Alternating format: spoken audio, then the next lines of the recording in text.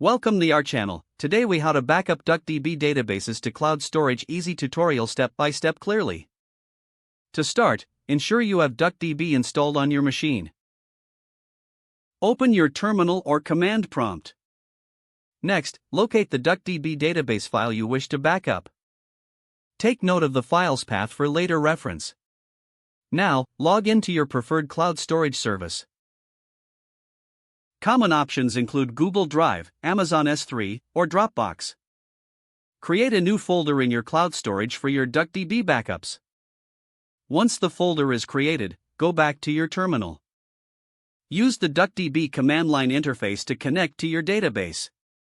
Enter the command to open your DuckDB database file. Once the database is open, you're ready to export your data. Decide on the format for your backup, such as CSV or Parquet. Use the appropriate DuckDB export command for your chosen format.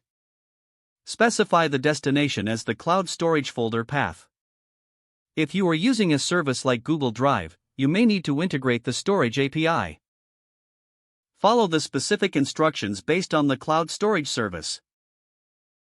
Make sure to include any necessary credential information in your command. Wait until the export process is complete. Once finished, navigate back to your cloud storage.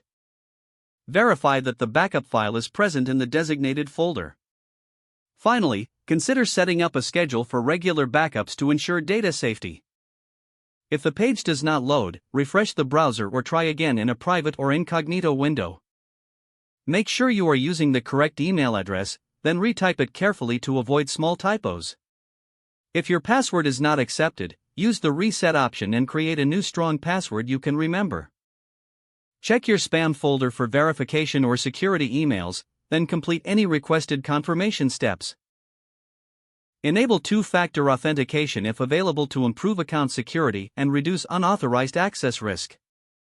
After signing in, review your profile details so your contact information and settings are accurate and current. If you see an error message, note it down and try again after restarting your device and internet connection. Don't forget to like this video and subscribe to our channel for more step-by-step tech guides.